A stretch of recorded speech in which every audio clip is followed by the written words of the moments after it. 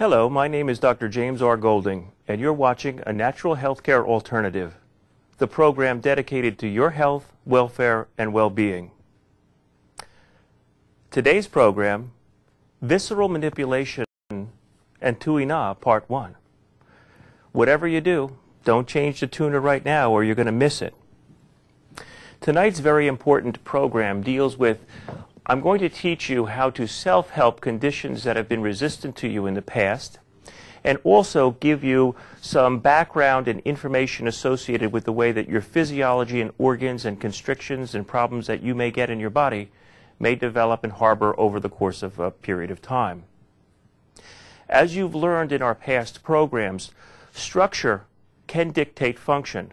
We now know that when you have a dislocated shoulder, you need to have that shoulder put back in for it to work appropriately.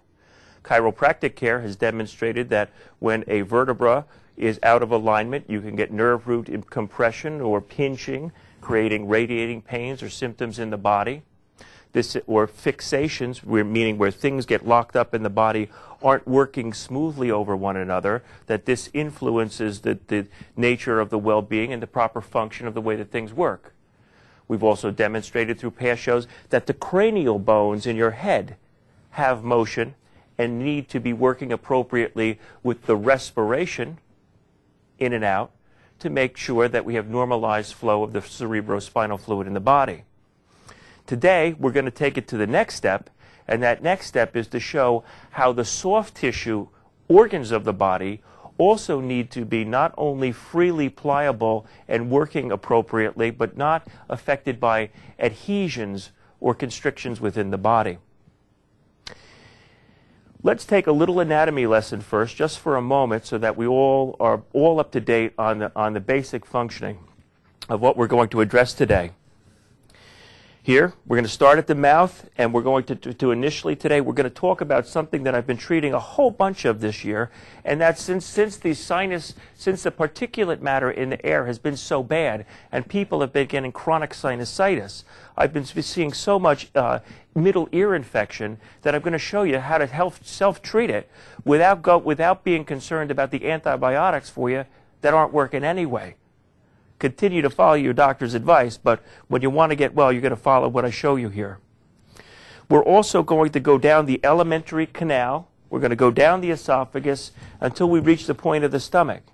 And we're going to show you what can be treated in regards to hiatal hernia syndrome and people that get chronic acid reflux. It is such a large problem nowadays in our country that acid reflux medication is one of the top 10 medications prescribed. And a lot of times, a little home care on your part can make all the difference in the world. Also, keep in mind, just because you've had that upper GI series, because you're getting acid reflux, and that test tells you that you don't have a hiatal hernia syndrome, you still may have a mild hiatal hernia causing all of those symptoms. So don't think that just because that test came up negative, that means that you don't have that problem.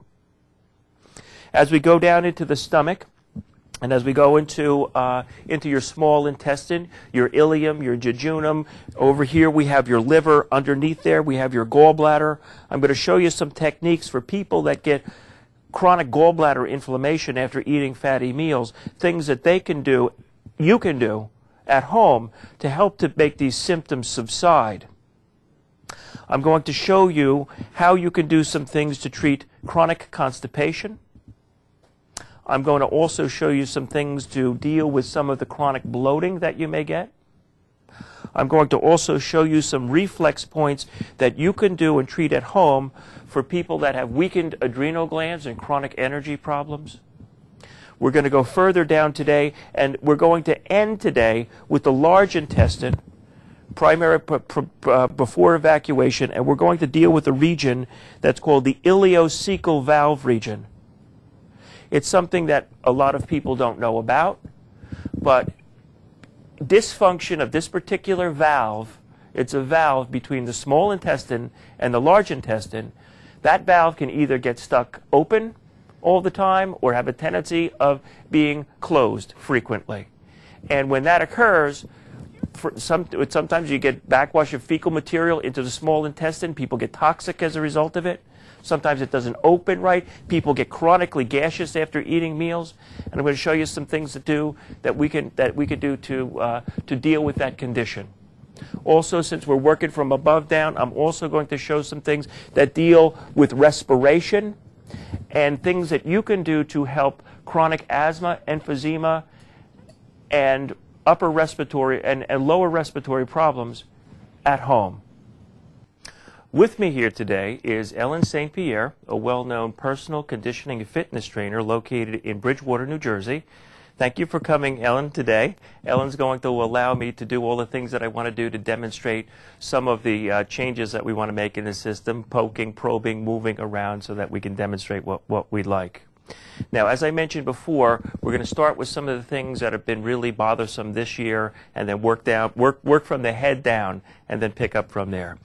There's been a lot of chronic sinusitis going on because the particulate matter in the air this year has been the worst that it's ever been. Even people that don't have allergies have allergies. So as a result of that, I'm seeing a lot of middle ear infections. People getting chronic middle ear infections, and they're coming in for acupuncture for me to treat these. And that acupuncture treats it very well, but a lot of it can be self-treated.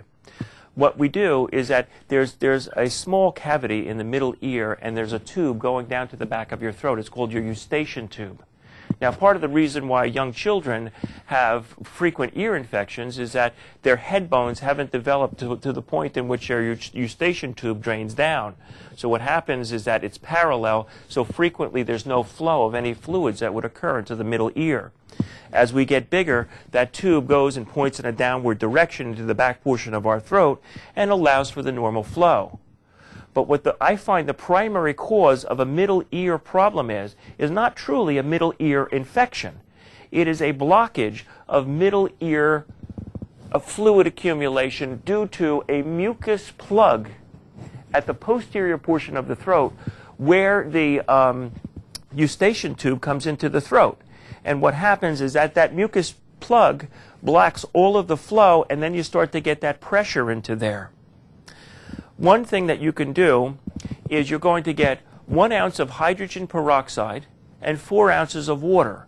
You're going to put that together. You're going to gargle with that in the posterior portion of your throat.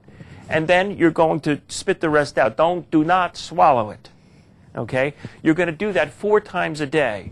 You'll find that will unblock that eustachian tube better than anything that you've been doing before. If that doesn't work, then what I want you to do is that if you don't have a swimming pool, because it's very easy with a swimming pool, you're going to fill up the bathtub, and you're going to stick your nose underwater. You stick your whole head underwater in the bathtub. You're going to hold your nose, and you're going to bear down like you're having a bowel movement, and you're going to put the pressure into the front portion of your nose. That will equalize the pressure in your ear, and you'll feel that eardrum pop open like that as it opens. I tell you, it's a very, very simple technique, and sometimes I see people who are suffering with their pain and pressure for weeks before they're coming to see me. If you just do those simple maneuvers, they will not, under any circumstances, hurt you or are contraindicated. I'm not telling you not to take the medication, but frequently I find that middle ear thing not to be an infection, but a congestion.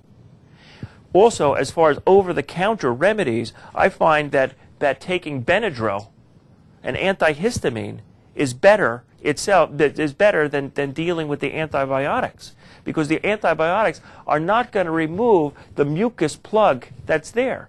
So you got to get the junk out so that it moves down like that. Another real big problem, which we're going to address right now, is this whole thing of acid reflux. And if you pay attention tonight, we deal with some of the things. We're gonna bust up $1 billion industry right here. Ellen, let me have you come and stretch right on your back, please.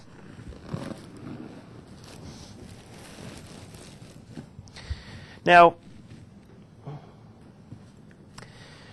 first of all, if you need to lose weight, and Ellen obviously doesn't, lose weight, because getting a hiatal hernia syndrome or acid reflux and things like that frequently is associated with being overweight. So if you need to lose the weight, lose the weight.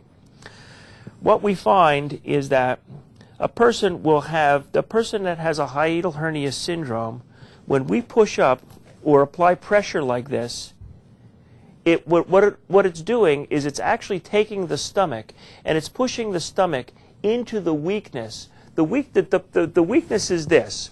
Your esophagus is coming down, and here's your stomach. Your stomach is lying like a pancake. This is called you have a sphincter called the cardiac sphincter that's here, and there's a sphincter that goes around the diaphragm, the hole that it comes through. The diaphragm and or the stomach develops a weakness upon which it allows the stomach to start to stick up in through the top of the diaphragm. What's the problem? The problem is then the acids of the stomach are then coming in contact with the esophagus. The esophagus does not have the cells that can protect that soft tissue from that type of acid eating, and that's where the problem is caused. So what we do is that we take all this medication that's cutting down on the production of acid in the stomach, which sometimes is good and sometimes is bad. Because, when you cut the acid production in the stomach, you're also cutting down on your ability to digest proteins, because that protein is going to get cut by that hydrochloric acid that you're taking in. Sometimes it's not the amount of acid, it's where the acid is coming in contact with. So what we need to do is address the mechanical dysfunctions of where the stomach is and in and around that area. And how we're going to do it is you're going to, first of all, learn breathing exercises, because that's going to help to control the diaphragm in a better constitution. But frequently, when patients come in to see me, when I push up, when I just apply pressure like that, it's like, ooh, they're really, really getting it. Ooh, you got it. Also, there's reflexes that deal right along the rib cage here, that when we apply pressure like this, those will also be extremely tender to the touch, also indicating the fact that that may be the causative element of the condition. Drinking distilled aloe vera juice on an empty stomach 3 times a day, and that can be bought for now very cheaply at Walmart for $5 a gallon. You do that for a few months, and I think that you're going to find you're going to see more change in your condition than you ever did before. Tonight, we're not really getting into a lot of dietary recommendations for hiatal hernia syndrome, but we'll do that at some time in the future. When a person comes in, what I do with them is I do a massage and a visceral manipulation that comes in a downward direction, upon which I'm applying this is done without a person having anything in their stomach, mind you. I'm applying pressure down, and I'm actually pulling the stomach down as far as it can possibly go.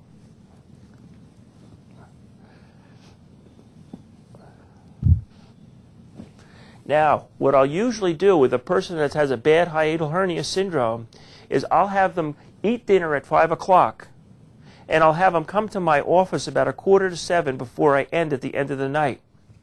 I'll go through my procedures of the visceral manipulation. I will give them this tool. It is known as a golf ball. And I will do the manipulation. I will take that golf ball, and I'm going to put that golf ball right there. And then with their stomach in a downward configuration, I'm going to take a big belt. If they have a weightlifting belt, I'm going to take that belt and I'm going to zip it up, or a regular belt, and I'm going to stick that like that. And I'm going to tell them to come and see me at 8 o'clock in the morning. I don't want them to eat or drink anything the rest of the night. I think you're kind of catching the drift of it.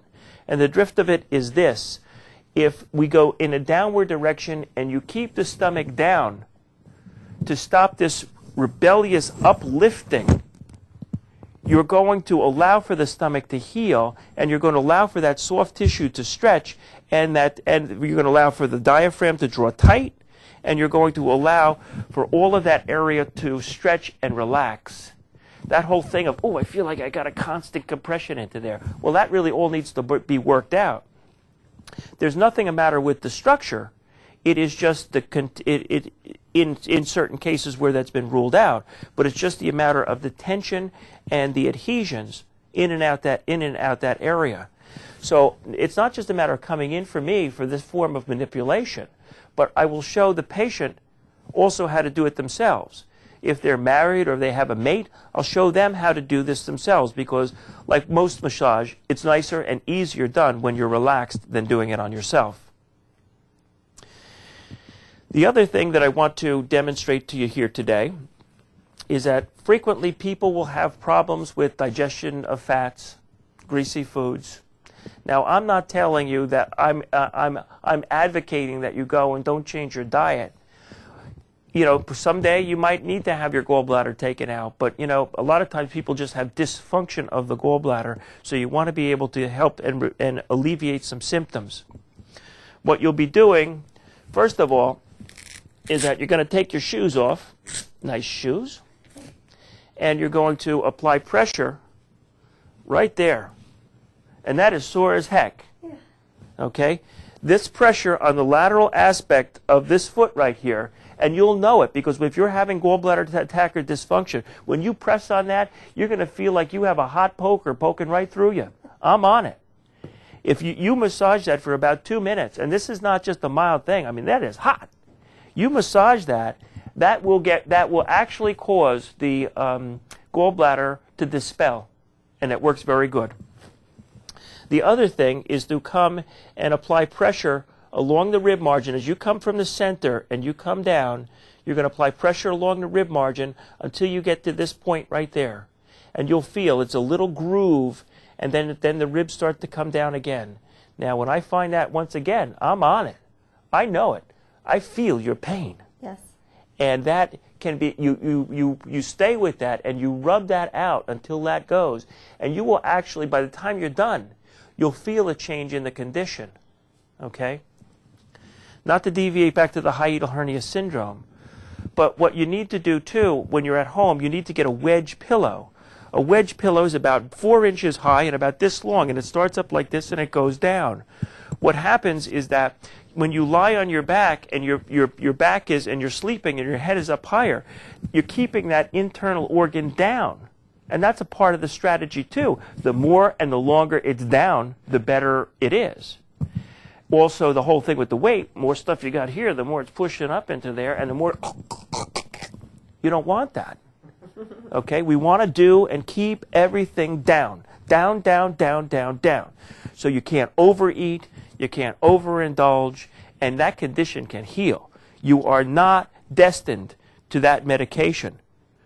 You may be controlled by that medication, but you're not destined to that medication. So that's the whole thing with the hiatal hernia syndrome for now. We discussed the gallbladder dysfunction. Now I'm going to deviate back up into the upper respiratory tract. Ellen, if you want to come and take a seat up for a sec. Whether you go to see a massage therapist, whether you go to see a chiropractor or an acupuncturist, there's many different approaches and techniques towards the treatment of conditions. But the one unifying element that I find with all of these natural therapies, if that a person has a lung problem, all of the treatments seem to center themselves here, right in this region, right from the base of the neck to about to the middle of the wing blades. Practically everyone that has either asthma, emphysema, any type of lung disorder that's common to us, has pain and dysfunction into this region. If you want to help your daddy or your mom or who's ever in that wheelchair, can't breathe right on the oxygen, you want to start to help to give them some relief. Maybe not cure it.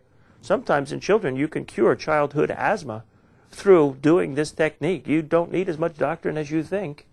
You're going to take the palm of your hand, you're going to come, and you're going to start to rub in that groove, and you're going to work that musculature out. And part of the problem, too, is that I'm seeing a lot more breathing disorders. One thing that's good is that less people are smoking now than they used to, so that's a good idea. But regretfully, the air quality isn't as good as it used to be, so we're still getting a lot of problems. What happens is that when the lung is in distress, it sends a tremendous amount of afferent, meaning abnormal nerve impulses back to the spine. And if you want to dispense that and help to open up the bronchial passages and help the whole mechanism of breathing to work better, you massage along these margins. Whether it be you come up from behind and do this, which is very, very good. You spend a few minutes. Not going to hurt. You spend it, you know, with all the time you've been sitting in a doctor's waiting room, you might as well be doing an extra 5 minutes at home. So you're going to come, you're going to massage along these margins. And for any breathing disorder, you do this, you're going to help. May not cure, sometimes cure, but you're definitely going to help most breathing conditions with this. In the child, what you're going to do is you're going to go to the Chinese food store and you're going to pick up this particular implement. This is called a Chinese soup spoon. And you're going to, when they're laying on their belly, this is for your kids when they have any form of upper respiratory disorder or breathing or chest congestion, which really freaks parents out because they don't know what to do, is that you're going to come and you're going to put a little liquid, you'll put some massage fluid on here, and you're going to come with that soup spoon and you're going to start to scrape into this area. And in about 2 minutes, you're going to see it come up just like you creating like little welts right there. And it's perfectly fine. It's okay. And you're going to use the edge of that soup spoon, and it's going to get very, very red because you're going to actually break a little bit of capillaries into the involved area. And that's okay, because what you're going to find, it's going to have a soothing aspect on their chest condition, their cough, and the whole upper respiratory disorder. This helps to empower you to treat your kids, not in place of other forms of medication when needed, but you want to be able to reach for something and do something because a doctor isn't always there.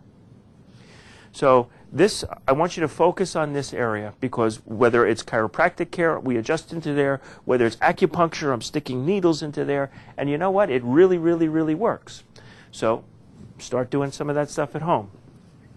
Okay? Now, one of the next things that I was hoping to discuss today is that people frequently suffer from a weakness in the ileocecal valve. We have your we have your small intestine, which is going on 36 feet, and then we have your large intestine, which is served as our evacuation vehicle for waste product, the absorption of water, the condensation of fecal material, absorption of certain vitamins and things like that. But predominantly it's the final phase before we evacuate. There's a valve that's down by your appendix. It's known as the ileocecal valve, and that ileocecal valve is right in this area. When people have dysfunction of that ileocecal valve, they will frequently experience some form of either constipation, diarrhea, bloating, feeling toxic, headaches, dizziness, nausea, just from the dysfunction of this particular valve. The valve should open when it needs to. The valve should close when it needs to. The problem is that sometimes it doesn't open when it should, and it gets stuck open when it shouldn't. As material comes into the large intestine in its preparation phase for evacuation, if that valve is stuck open, it allows for a lot of end toxic material to come back into your system. This can frequently be involved or a component of leaky gut syndrome and the start of that whole process. My personal belief is that it could be intimately involved in triggering off regional ileitis or colitis, and it's such a simple thing to check for and help to correct. So people that usually have a problem will be extremely tender in and around this area. So what we try to do is that, oh, doctor, don't touch me, almost like a person has an appendicitis once you start probing around. But what we find is that we can do a simple challenge. Now, so there's certain symptoms that are associated when we're gonna put them up on the view screen for you later, that are particular for an open ileocecal valve problem, and ones that are particular for a closed ileocecal valve problem. But separate from those symptoms, we're going to now try to isolate, is it opened or closed, or is there dysfunction? So we're going to do what's known as a simple muscular challenge. I'm going to pull down. You resist against me. Don't let me do that. Okay? And what we're going to do is that since we know our anatomy well, and we're talking about right in this particular region here, that's where the valve is located, is that when we push that valve closed and apply, okay, and relax, we push it and keeping it remain open, we're going to get an indication of whether there is a true ileocecal valve problem. Ellen doesn't have that at all. But let me show you what it would look like. Is that she would be resisting, be very difficult, and she's very strong for me to pull her arm down. When I push this into lesion, meaning when I push it into, let's say she had a 3-inch cut on her arm, and I'm telling her, hold your arm up, and at the same time I'm pushing into that 3-inch cut. She loses her ability to have the same strength against me due to pain and abnormal nerve flow into the spine. So that is a gross maneuver that helps to give us an indication of whether it's an open problem or a closed problem. And then what we're going to do is that we're going to then apply the appropriate manipulation into the involved region that's going to give us the corrective action necessary. Also, it's a matter of training the patient to follow up at home to do these particular massage elements. Women are experiencing endometriosis at a much greater rate now than when I started practice 22 years ago. And I feel that some of that is embryological tissue that gets outside of its components. I feel that sometimes it's an autoimmune problem like fibromyalgia that it affects, but it's into the endocrine system. Doing abdominal massage can frequently apply, can frequently help to normalize, normalize abdominal elements in the cavity to stretch this scar tissue to the point in which it's not supplying all of the pain fibers that it once was. Women that have fibromyalgia or endometriosis, this is what I recommend you do. First of all, take evening primrose oil, which is located at the health food store. Start to take that. Secondarily, I want you to buy I want you to buy some good castor oil that they sell at the health food store. I know, castor oil. I want you to rub the castor oil on your stomach. I want you to apply a moist, warm compress, and there is never an indication for dry heat in the abdominal area, ever, period. Moist heat into this region. And I want you to do that every night for 45 days. And at the end of that time, I want you to look back and see whether doing that particular process for the 20 minutes in the evening as you rest has been helpful or beneficial for you in that condition, even after all of the things that you've tried before. We're going to be continuing on visceral manipulation and tuning out part 2 on our next show. I'm Dr. James R. Golding, and Ellen, I'd like to thank you for coming today and being with us. And for Natural Healthcare Alternatives, have a good night.